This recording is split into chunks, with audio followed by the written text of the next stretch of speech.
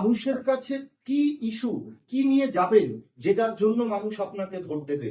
সেটার মধ্যে কোথাও কি হিন্দুত্ব থাকবে, নাকি সেটার মধ্যে হলদিয়া শিল্পাঞ্চলের শ্রমিকদের কর্মসংস্থান, নতুন নতুন শিল্প থাকবে? কোন বিষয় নিয়ে আপনি মানুষের সামনে যাবেন? আমাদের মূল বিষয় থাকবে যে সারা পশ্চিমবঙ্গে শিল্প শূন্য হয়ে যাচ্ছে, শিল্পের পরিবেশ ফিরিয়ে আনা।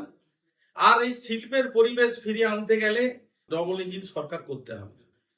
কেন্দ্রেও বিজেপি সরকার আছে, রাজ্যেও বিজেপি সরকার আনতে হবে, তবেই মানুষের উন্নয়ন সম্ভব। কারণ আপনি দেখুন, এই 15 বছরে কত পরিযায়ী শ্রমিক আমাদের এই রাজ্যের বাইরে আছে। আমি চাই, আমাদের পার্টি চায়, পশ্চিমবঙ্গে নতুন নতুন শিল্প হোক, নতুন নতুন কলকারখানা হোক, পরিযায়ী শ্রমিক যাতে পশ্চিমবঙ্গের বাসী যেন না হয়।